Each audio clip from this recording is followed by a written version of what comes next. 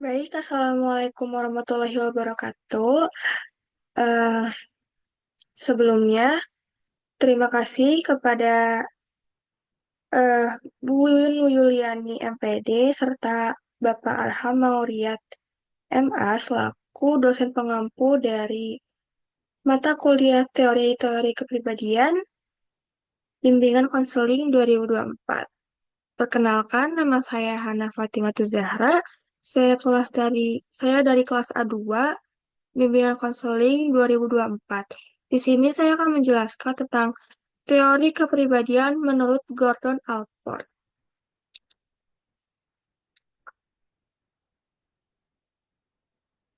Gordon Allport ialah seorang psikolog yang lahir pada tanggal 11 November 1897 di Montezuma, Indiana, Amerika, dengan menempuh pendidikan di Universitas Harvard dan Glenville High School.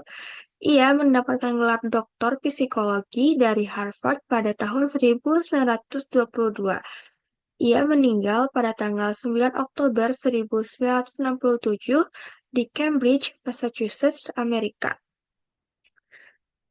Selanjutnya ada kepribadian menurut Allport.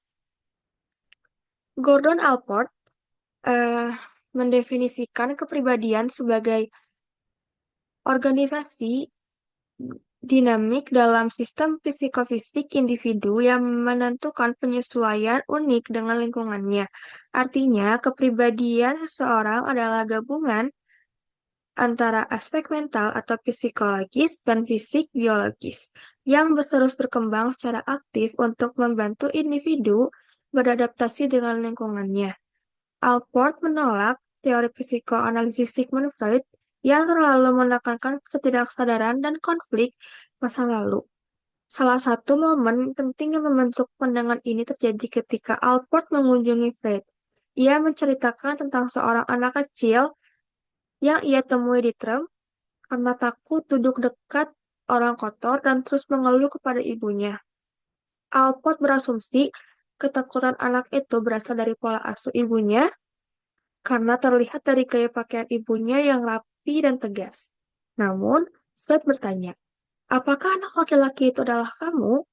Pertanyaan ini mengejutkan Alport karena menunjukkan kecenderungan psikoanalisis untuk menghubungkan segala sesuatu dengan konflik batin dan membuat Alport tersadar bahwa psikoanalisis terlalu menekankan konflik bawah sadar. Pengalaman tersebut membuat Alport menyadari bahwa pendekatan psikoanalisis tidak cocok untuk mempelajari kepribadian. Ia pun memutuskan untuk fokus pada kepribadian yang sehat, sadar, dan rasional dengan perhatian pada masa kini dan masa depan. Lalu selanjutnya ada konsep utama kepribadian Alport. Terdiri dari 4 unsur pokok, yaitu dynamic organization atau dinamis. Lalu yang kedua ada psikofisical system atau psikofisik. Lalu yang ketiga ada determine atau penentu. Lalu yang terakhir ada unik atau khas.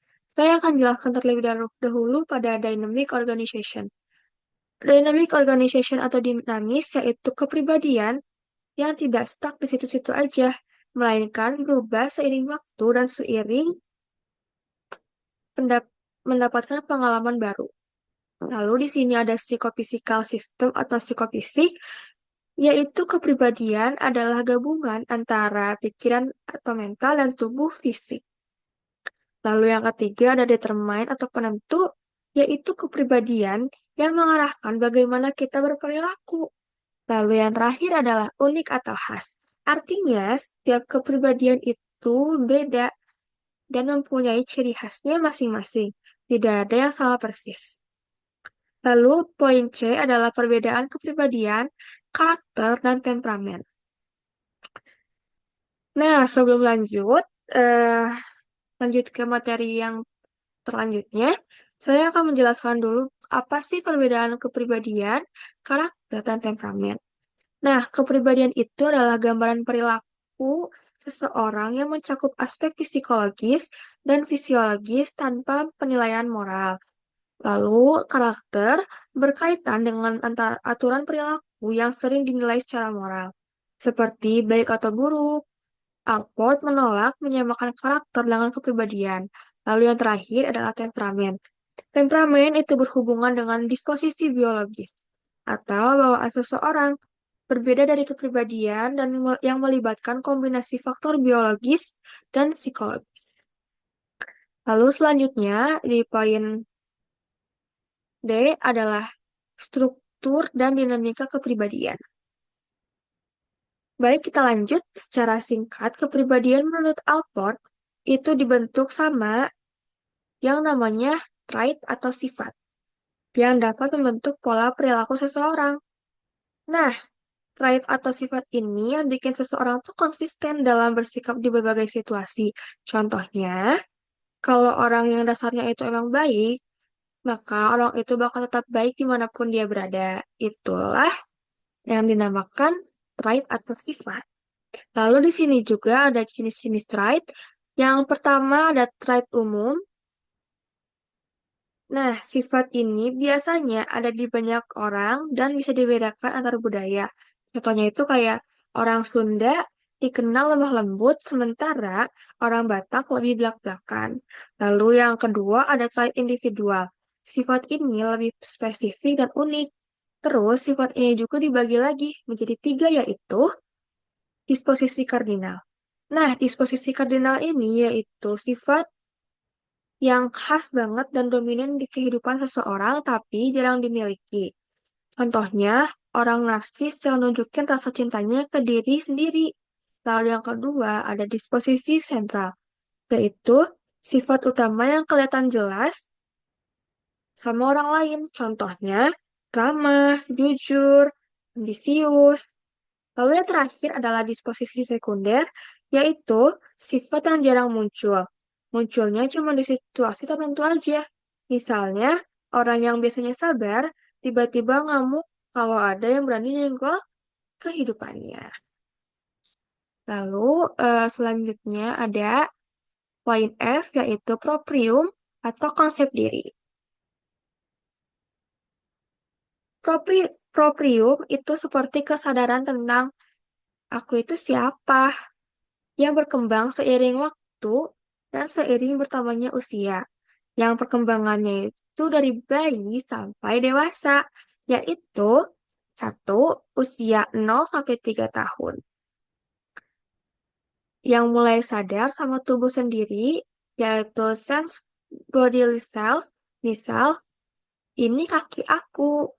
Nah, dia juga ngerti kalau dia itu orang yang sama meskipun umurnya bertambah atau bisa disebut sebagai sense of continuing self-identity. Dan terakhir, di dalam tahapan ini, dia juga mulai bangga sama kemampuan kecilnya atau self-esteem. Misalnya kayak, aku bisa jalan.